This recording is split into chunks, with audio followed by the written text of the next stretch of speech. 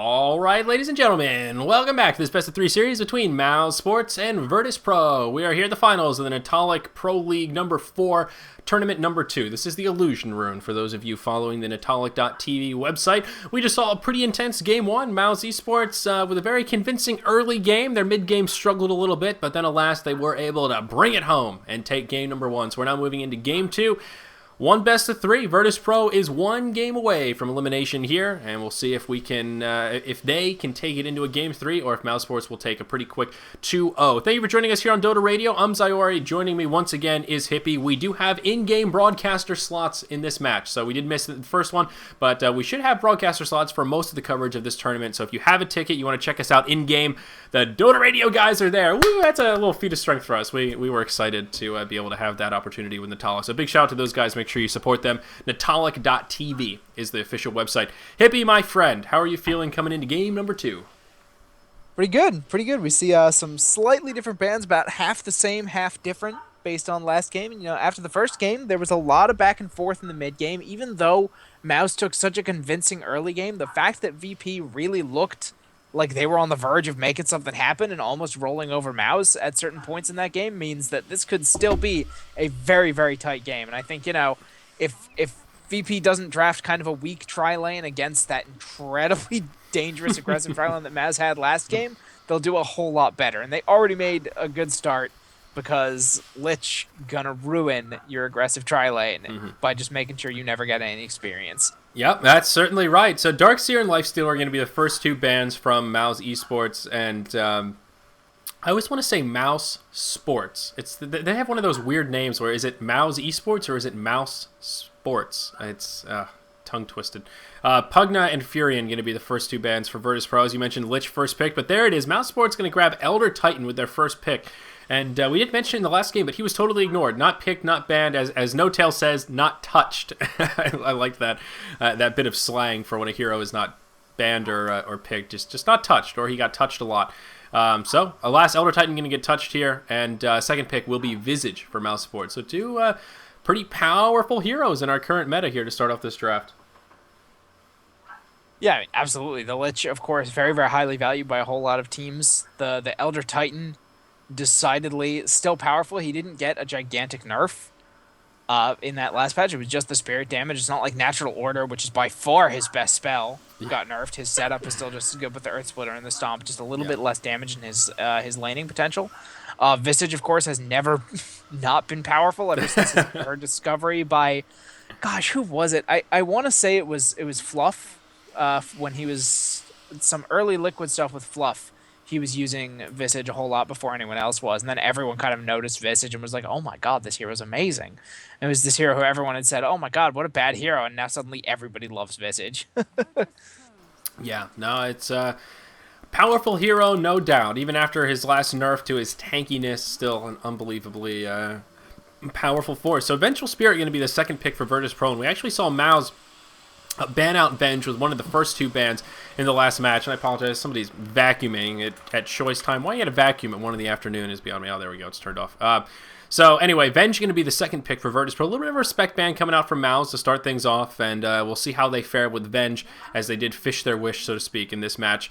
Next band's coming out, and Mouz did take out the Shadow Fiend as well as Storm Spirit, so limiting some of those mid options for Virtus Pro. Mirana and Windrunner going to be the 2 bands coming out from VP, so a lot of familiar faces from that last match, as it may be. Mirana and Windrunner both in game 1, going to be taken out of the pool, and Mal's going to go with a Crystal Maiden third pick, so a very ambiguous roster. CM, Visage, Elder Titan, very well-rounded, 3 very powerful heroes in their own right, but it's hard to tell where they're going to go with this strategy. Are they going to transition into a pushing-based team, a pretty just standard, 1 carry, solid lanes? Are they going to try lane? Hard to tell exactly what Mal's want to do, but alas, Luna going to be that third pick for Virtus Pro, so we can sort of get some insight as to what they're doing, at least stacking those auras between the Luna and the Venge, going for that team fight presence, that angry right-click auto attack, 5v5 mid-game bit of trickery. I don't know, it could be a little bit scary. Luna also a great wombo combo team fight kind of hero as well for VP.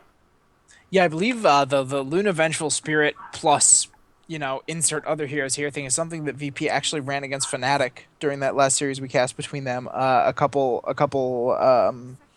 a couple rounds previously in the bracket Yeah. before the forfeit win, and it was very, very effective. The Luna did a whole ton of damage. I believe that may have actually been game three. I can't quite remember, but I feel like that might have been part of it, and the Luna glaives just kind of cleaved everybody down. But it's a whole ton of I can't damage, and it remember. actually makes for some surprisingly strong early push if you're Yeah. leveling both of those auras very, very early. Because as soon as you're stacking up, 2 or 3 heroes with both of those auras on top of them, you're getting plus 30 or 40 damage total, and it can be very, very easy to bring down towers, even if you don't have any more traditional pushing heroes Right. available. And just so I'm not going crazy here, Luna's is actually static damage that you get, and Venge's is Yes. percentage base. I'm not misreading that. Vengeance is, yeah, percentage of your base damage. Percentage of base, and then this adds just straight plus 14, plus 22. Okay, awesome. Yes. So that's, wow, that first point in Lunar Blessing is pretty damn big for Luna. Jeez, plus It is 14 indeed. damage. That is And nasty. don't forget that it also gives her, as soon as she has the 1 point, she has full 1800 night vision. Yeah, wow. Bonus night vision 1,000. So that's not upping it by 200. That's adding 1,000 to the already 8. Jesus. Yes. Lunar Blessing, She new gets favorite. 1800, 1 point wonder. Holy crap. Okay. Well, Juggernaut going to be the fourth pick here for Mouse Sports to go with their Crystal Maiden, Visage, and Elder Titan. So that kind of classic Crystal Maiden Juggy combo, although kind of a pub stomping type duo, still very, very powerful, very hard to deal with in terms of that bit of early magic damage. Blade Fury, of course, very powerful. We always talk about Crystal Maiden. At level 2, she has one of the highest bits of damage output between the Frostbite and the Crystal Nova if she skills those first. So a lot of aggressive potential there. But Doom going to be the fourth pick for Virtus Pro. I think that's actually a really, really nice pick coming out. The Doom. Okay, so Mouz only has basically their one core with Juggernaut, and if you're going a Juggernaut, you generally don't want to pick anything that's kind of a harder farmer because you're looking to hit a pretty early to mid game timing. Juggernaut's never going to carry in the late game, especially not against a Luna backed up by Vengeful Spirit Aura. So you can basically guess that Mouz is going to run one core physical carry. And that, anything else would be kind of hard for them to pick up. Maybe they could put a Dragon Knight in the mid at this point, and they could offlane the Elder Titan, but their lineup is mostly set. And if they're picking a Chaincaster for the mid, that's also something the Doom does very, very well against. Basically, that Mouz is trying to hit this kind of mid game timing, and if you take out one of their most important heroes with Doom, you're going to make it much, much, much harder for them to get their team fights off. And if on top of that you've managed to level up to 6 on your Lich, you have your Chain Frost available, you have your Eclipse available on your Luna, you have some pretty good team fight potential. And if they're down a hero inherently because of Doom, you can really, really clean up and make it very, very difficult for them to engage into you, so long as you've got TP reactions available. Right. And you're exactly right. Doom's one of those heroes I've gotten into the habit of saying, man, I'm not a big fan of the Doom pick. But what I'm really not a fan of is just running Doom in the one position. If he's jungling, soaking up that farm, that's the Doom that I like. That kind of position 3, where he gets a good bit of farms, gets those kind of auras, plays a semi-support, but because he's such a beast, still does a lot of damage. I think that's where Doom shines. And with the Luna, obviously, Doom not going to be in that position 1. So, and on top of everything else you said, I do like that pick as well. Final ban's going to come out. Mouse Sports will ban out the Dragon Knight, and Puck going to be the last ban from Virtus Pro. And I see why Virtus Pro banned out Puck. I think they probably wouldn't mind playing a Puck here, perhaps, but of course they do have last pick, and Puck would work very nicely for Mouz to try and counter some of the action they have with the Waning Rift. As well as the Dream Coil, so not surprised to see him taken off the field, but that does leave a couple scary heroes left. Bat Rider, the final pick from Mouse Sports to go with their Juggernaut, Crystal Maiden, Visage, and Elder Titan. Virtus Pro here are going to have a full bit of reserve time if they want to use it to deliberate about their 5th pick. Again, they do have Doom, Luna, Venge, and Lich already. Yeah, and I don't know what they're going to want to go up against this Bat Rider. You can't send a Doom against him or he'll get completely destroyed. Like, the nerf to Bat Rider's laning did not affect him so much that he's going to lose to a Doom.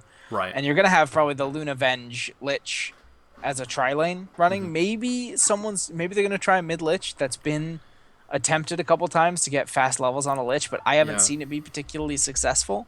Yet in this patch. I mean, way, way, way back in the day, Lich solo mid was good, but the game has evolved past that, and it's kind of just not there anymore. He doesn't really have the window. Yeah. So, I mean, you'd expect they're trying to think, okay, who can, do well enough against Bat Rider that we're not going to feed, that we're not going to get destroyed. Quaff can do okay against Bat Rider. The Shadow Strike Harass is reasonably strong.